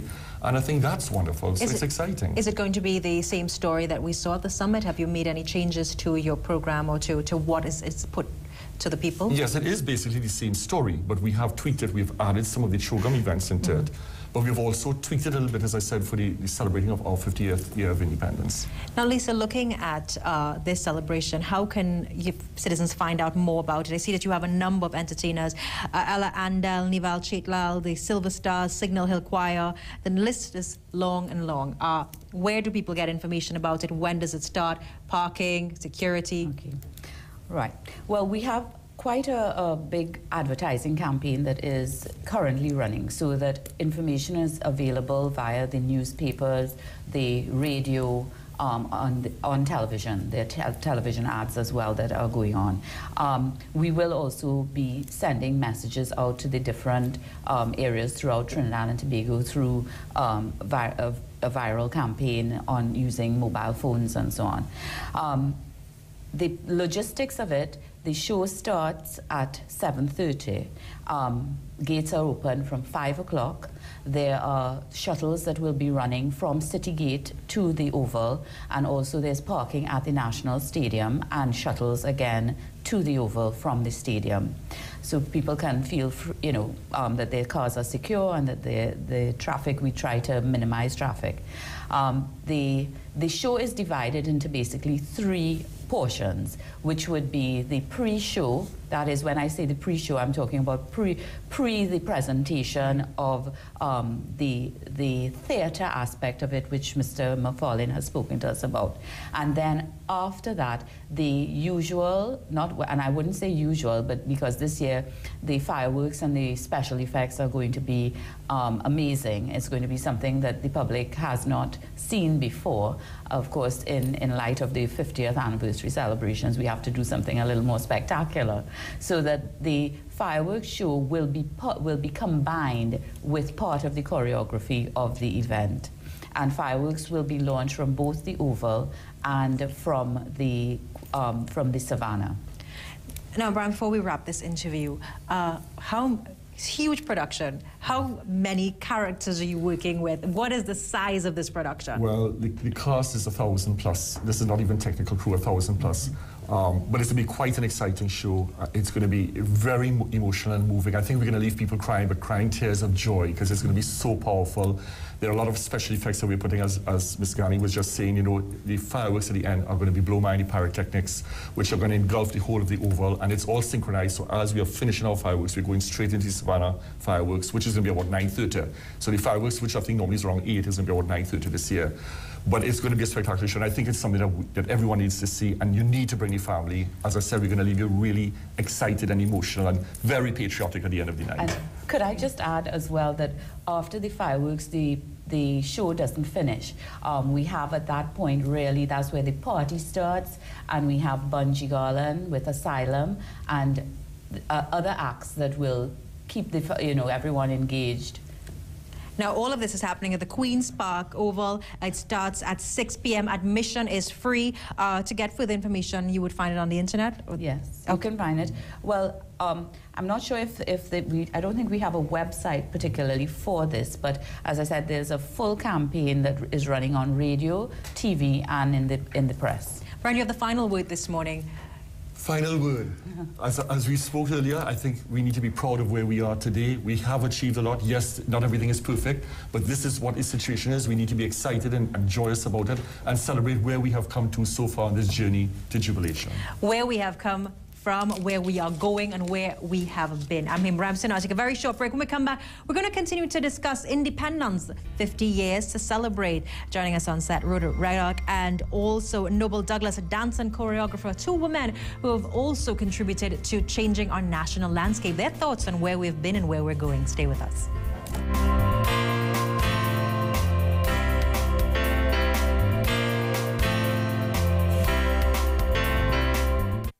You can read it, your life will be so.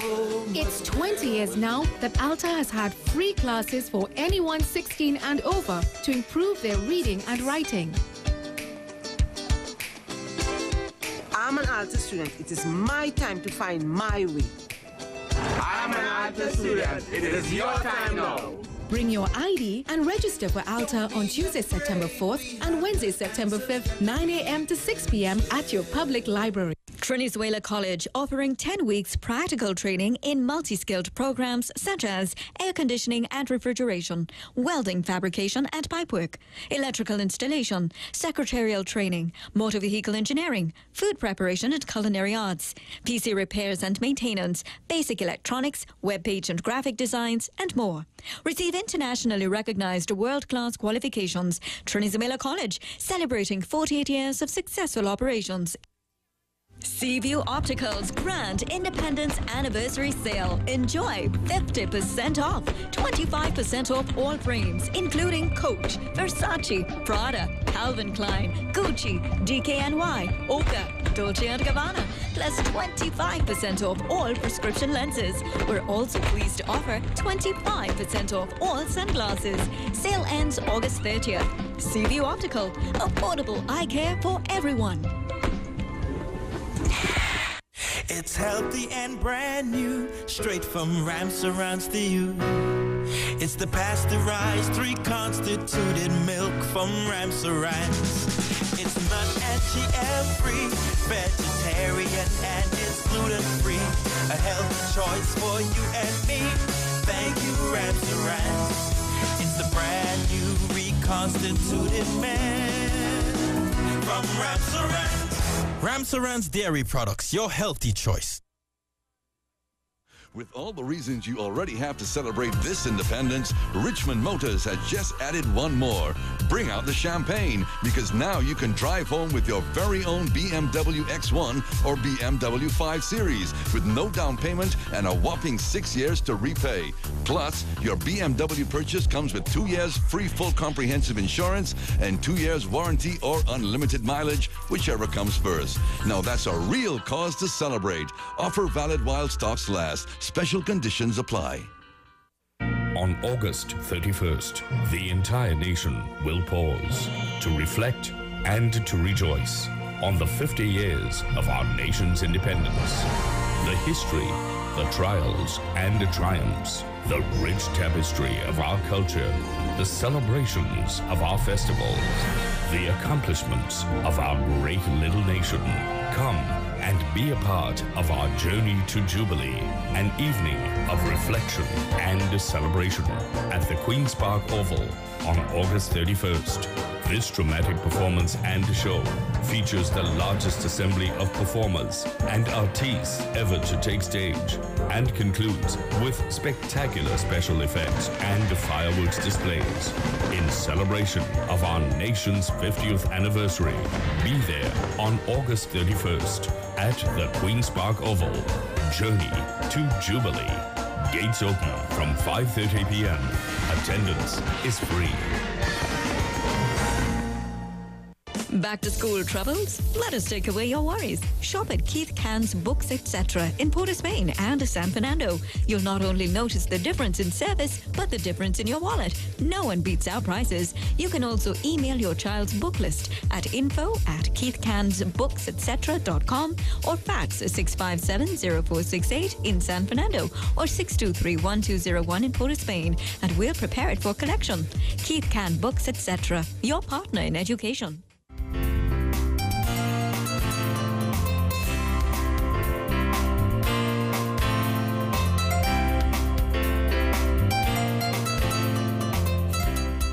Welcome back, Trinidad and Tobago. We're continuing to look at this country 50 years on, 50 years of independence. On August 31st, we're going to say, yes, we did a great job. We're celebrating a birthday. Where have we come from? Where are we going? Is there a clear path to development? Joining us on set now, Professor Rhoda Ruddock, the head of the Center for Gender and Development Studies at the University, the deputy principal at the University of the West Indies. Her title has changed so much, so she's now serving in a different capacity, and also Noble Douglas, dancer, teacher, and choreographer. In case you looked at our interview this morning with Tree Canal, yes, it's the same Auntie Noble that Wendell spoke about. Good morning, ladies. Thank you for joining us. Good morning. Yeah. Now, we're here looking at 50 years of independence, and we continue to speak with individuals who have, one, observed, contributed, shaped our society in one way or the other. Professor Ruddock, maybe we can start with you. 50 years of independence, what does this mean to you? Well, I think this is a good point for reflection. I think we are celebrating a lot, but I think the reflection is very important, because at this point in time in our history, we really have to think critically about what we have achieved and where we are going. And I think that we have to be honest and very open, and I'm not sure that we have had many avenues for that to take place. It would really be useful for us to look at where we have come in terms of education, in terms of politics. I think that there is a general feeling, though, in the society that the population has to take control, has to be able to shape what's happening, and that has to, in a way, provide the direction that governments would have to follow. But I also think that populations have to be informed in deciding where we go and what path we take. Now, what do you think independence means to us? I sometimes wonder if it really means anything to us, if we have really grown or developed from it. I look around me, and I think in a lot of instances people have gotten worse in, in how they treat other people, how they develop. They're not conscious anymore, and I feel that that was something that years ago people were much more aware of. So we are, I look at things there. Yes, there are lots of people that are conscious, lots of people that do things and whatnot. But as a mass society, I feel a lot of times that we have gone backwards. Have we had any successes at all? Individual successes. I think individual successes. Well, wealth, I guess you could say, but if you don't use the wealth properly, it's not necessarily a success. Professor Ruddock, what role have women played in shaping our democracy? Well, that's such a broad question. I would say that women have played many roles, but our democracy still has a lot of work to do. I do agree with, Noble, sorry. I do agree with Noble that in many ways, a lot of people are despondent, disillusioned. Many people feel that after so many years, what have we achieved? In other words, we may have achieved a lot of material things. There are lots of cars. There are lots of big houses for some people. But in terms of spiritually, even aesthetically, if we look at our buildings, our architecture, our landscape, it's not very inviting, not very beautiful, and it seems like we don't notice. Yeah. So I think that something has happened where we are so busy surviving, so busy paying the mortgage, so busy paying the bills, that we have kind of lost some aspects of what it means to have a good quality of life, what it means to have a society that we will want to enjoy living in and that we want our children to live in. Who's supposed to keep track of this, the government or the people? Well, I guess it's a bit of both. You know, I mean, we really become quite a tasteless society. You know, I mean, flying off to Miami for everything does not make any sense to me. Tasteless society. We do have to take a very short break. When we come back, we'll continue this discussion. 50 years of independence. Two women who have contributed so much to our national landscape. They give their thoughts on where we are as a nation.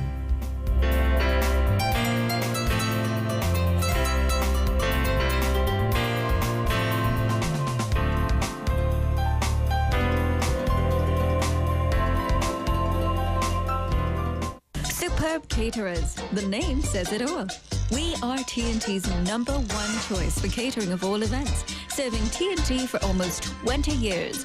We cater events from 10 to 4,000 persons and guarantee prompt, reliable, friendly and efficient service, whatever the time, place or event. Call 653-1896. That's 653-1896. Superb Caterers. We are superb.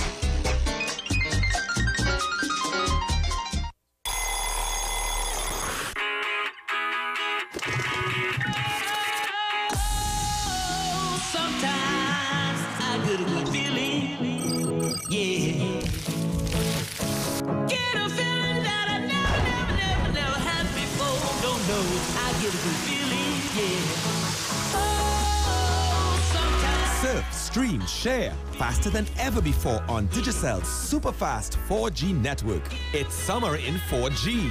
Get your smartphone with a smart plan on the smartest network in TNT. Sign up for our newest postpaid smart plans now. Plus, for a limited time, get 1 month subscription free and 4G smartphones for $199. Be extraordinary. Digicel.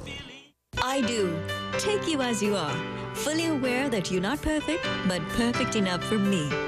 Aspen's Promotions presents Mi Amor, the Ultra Beauty and Bridal Expo 2012 on 8th and 9th September at Creative Arts Center, San Fernando, 10 a.m. to 7 p.m. Expect massive giveaways. Tickets $20 available at Cake Decor, Golden Doors Photo Spain, and all branches of Caribbean Jewelers. For more information, call 310-5477. Remember, Jesus is coming. We're testing new Degree, the only antiperspirant activated directly by movement. Activating protection, Bear! The more you move, the more it works. New long-lasting Degree with motion sense. Not me! Keep running! SRI Construction Limited presents Active Yard Solutions for busy backyards with no maintenance, quick installation, lifetime warranty, railings of beauty and sophistication, affordability, privacy, strength and security. Beauty from all angles. We are the proud suppliers of Active Yard and wire wall, high security fencing.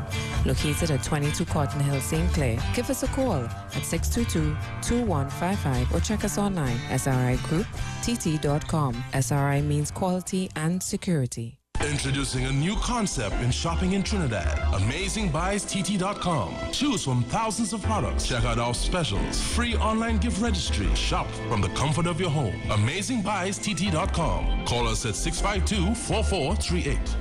Seaview Optical's Grand Independence Anniversary Sale. Enjoy 50% off, 25% off all frames, including Coach, Versace, Prada, Calvin Klein, Gucci, DKNY, Oka, Dolce & Gabbana, plus 25% off all prescription lenses. We're also pleased to offer 25% off all sunglasses. Sale ends August 30th. Seaview Optical, affordable eye care for everyone.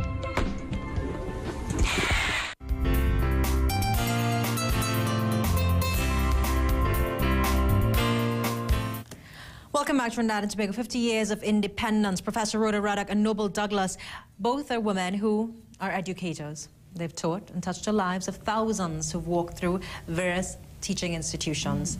Noble, you were awarded a national award for your contribution. Yes, in 2005. In 2005. Yeah. As we look... I put it on. As you know, we had a number of discussions with various cultural icons over the last week. They all seem very jaded, and they feel as though culture has not gained its rightful place. And understanding that it is our identity as a people, there's no appreciation. Yeah. Do you share that view, and why is that? I share that view. But at the same time, I tend to distance myself from a lot of my colleagues because I figure I'm not going to sit by and wait for things to happen. And I think that is one of the reasons that, you know, my name sometimes is always in the forefront, because I go out and do, and I'm a big, big doer. And I think that is sometimes a lot of my colleagues sit back and wait, and that is not a good thing. You have to go out there and forge ahead and work with the people and work with the children and just work. What do you mean they sit back and wait? Well, for government handouts or whatever the case might be, you have to forge your way. You have to go through it. If you believe in something, you just forge and forge and forge and go ahead, you know? Professor Rada, that's an interesting statement. You have to forge your way. And we spoke to Ken Gordon earlier this week. He said we've somehow developed this dependency syndrome, and when gaining independence, it was required, the needs of a society have changed, and we've not morphed into that think tank. We've not morphed into that society, into that people that lead development. Instead, we've continued the welfare state and continued to deepen a dependency syndrome. Is that apt? Well, I'm not so sure I agree with that totally. In other words, for example, I think that the welfare state that we had in the 50s and 60s, which was a real welfare state, in that it was able to identify the vulnerable, where you had social workers in communities, where those who needed help were able to get it through a structured system, that has been broken down. What we now have are cash transfers, are various mechanisms to hand cash to people in a way that's not sustainable, in a way that does not deal with any of the social or other problems that they may have, that does not recognize if there are psychological needs, whether families need social or psychological support, but we simply hand cash to people. And I think that's a major failing. Our system of social work and social intervention really needs a serious overhaul, because we've replaced that by cash transfers. Replace it with cash transfers. And this morning we started our show discussing the situation in Laventille and several of the areas, and where the gang culture continues. We talk about the dependency syndrome. We talk about handouts and not empowering people. Do you think that these communities are a product of our inability to recognize the needs of our people? Yes, certainly. I think that inner city communities the world over, because of a number of reasons, need special interventions. We need, for example, the schools in the area need guidance counselors. Parenting programs are needed throughout the country, but especially in these areas, because these are people who are not able to pay the high fees for psychologists or for counselors, or may not be even aware of how to access such services. So you have communities of people who may be children who maybe did not get adequate nutrition as children, because the kinds of support that parents used to get proper nutrition for children, young children, growing children, no longer exist. So the support to families that is necessary is not being provided. People speak of the dependency syndrome, but the state does have a responsibility to deal with the vulnerable, to allow them to compete equally with others. But you can't ask people who had a disadvantaged beginning to just compete with others who had a different way of growing up. So I think we really do need to provide better support, not simply handing out money, which is what has been done by political groups of all complexions, because by patronage, you then gain support and votes. And I think we really have to work against that and ask for proper social and psychological interventions into inner city communities. But I also, what is the role of culture? Yeah, I was now going to say that this is where culture plays an important part. Yes. And this is what a lot of the powers that be don't understand, that this is the culture, you know, not just bringing it into the school system and whatnot, but actually working. Cultural officers, I feel that they don't go into the areas and work as they're supposed to work, you know, to develop things that help empower the youths and make them feel good about themselves. I work sometimes with a foundation called the Tall Man Foundation, which works up in Gonzales. Michelle Young, started it all, and Father Harvey is working with her. And some of the kids, they do wonderful work. They teach the kids photography, and they have dance teachers come up to them, and some of them come to us for drama. Some of them go to Marinettes to sing, and it just makes all of them feel good. How long does it take for programs such as this to have an impact on the overall situation, a reduction in crime, looking at the standard of living in these communities? I think it's a lifetime involvement. You can't put time on it. I take children into the school from the age of 3, and they stay with me until 18. And then some of them don't want to leave, and you can't put them out. And that would have been the other question. Professor, before your new role, you were the head of gender studies, looking at the single mother phenomena that seems to be so common, especially in these at-risk communities. Are we not putting the proper social systems in place? And why are we not? It's not a new phenomenon. First of all, I think that when our society tends to blame single mothers rather than support single mothers, I have asked, what would we prefer? Would we prefer those single mothers to simply abandon their children? Because that's the alternative. What we need to do is support parents generally in our society. The society assumes that you have your children, you will take care of them. And we can't afford to do that. The society has to accept responsibility for all children, because children do not ask to be born, they do not choose their parents. The reality is, with the murders taking place, single parents emerge from a number of reasons. Some parents are in jail. We have thousands of men in jail in Trinidad and Tobago. Many of them have children. Single parents also come from relationships that have ended, and we don't have many support systems for families, or we do not to help them to work through those kinds of things. Also, our welfare system is such that men's primary role is understood as financial, and that is a whole thing that we need to look at. We don't have time. But there are many of these structural factors that are reproducing the problems we are seeing, and many of the solutions that are being implemented do not have the background of the research, the analysis, the theorizing that can truly guide them in the way that they should. Now, we're celebrating 50 years of independence, and a lot of the persons that we've also spoken to, they've touched on a sort of self-hatred, a lack of appreciation for what we are. And I want to touch on the fact that one of the biggest shows for the independence would be a show featuring foreign acts. And they made the point, even Trikanal this morning, that nowhere else in the world will you ever really see that. So much is being done as a people, where we should put something in place to ensure that we appreciate our own. Well, what you're dealing with is a larger issue. I think Trinidad and Tobago is a strange conundrum. Yes. In that I think creativity bursts out of our veins. People say that we probably have the largest per capita of musicians in the world. If you think of every parang side, every steel band, the numbers, the sheer numbers. But yet, there's a total disconnect. We do not believe in our creativity. Almost everything we do, everything we say, all our policies are based on a lack of recognition of our creativity and our ability to do things. So I think independence is really a contrary situation, and I'm not referring to the Jamaican show.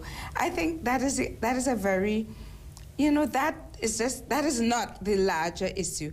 The larger issue is how we have organized our economy, our society, our television. And I just want to say television was a gift at independence.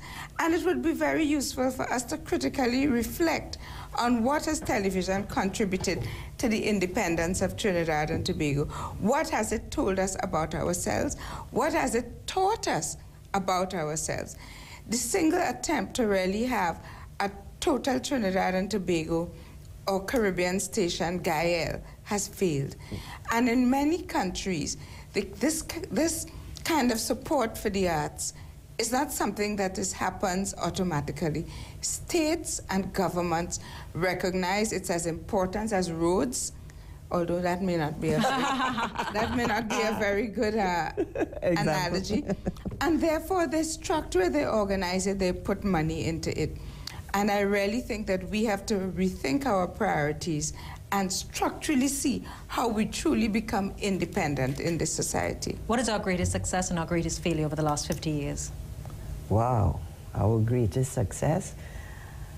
That in spite of everything, we, the artists, have managed, or we as a people have managed to survive and to keep producing and to keep inventing new ideas and whatnot. Look at the pans, various things like that. And our failures is that we are not really recognized by our own people, I think. Professor Ruddock, the same question. Our greatest success and our greatest failure. I think one of our greatest successes is also our biggest failures. One of our greatest successes has been the democratization of the availability of education. I think that's really an achievement, and I think we should be proud of it.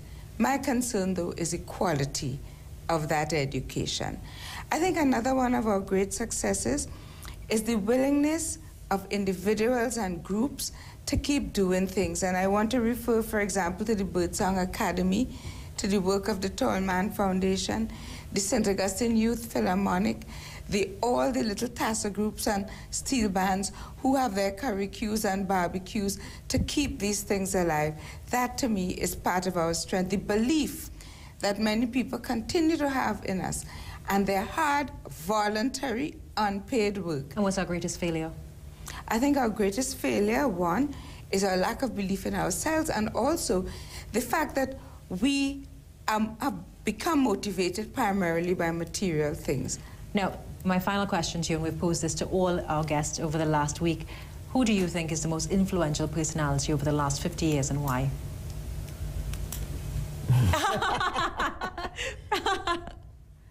I think that's a big question. I don't know, I would have to reflect on that a bit. I think there have been many. I was going to say that. And you see, the thing is, influence can be in many different directions. If you had to name the top two, then, who would you say? The thing is, some of the people who have been very important have not been influential. Okay. For example, I think Pat Bishop and Peter Minshall have been very important in being a conscience. But they would be the first to admit that they have not been able to influence the society to think differently about themselves. So we have had icons, but those icons, unfortunately, have not been able to cut through much of who we are to really have the influence that we should have. No, your top two. Who would it be? Well, I can't think of it. I'm just like Rona here, and I can't think of a top two. All I can tell you is that the people that have influenced me are my friends, you know, and is there any public official that you think has really shaped our society? I would say Eric Williams has certainly shaped our society. I think Baz Deshpande has certainly shaped our society. Lloyd Best, I think, has been one of the people who has had an understanding of our creative potential. But again, I agree with the three people that she called. I agree with everything she said, because Peter and Pat. Peter and Pat, Lloyd and Basdeo, all the names that are coming out. I'm Hema Ramkissoon on behalf of everyone at the EMS. Thanks so much for joining us. I'll see you tomorrow morning. Bye.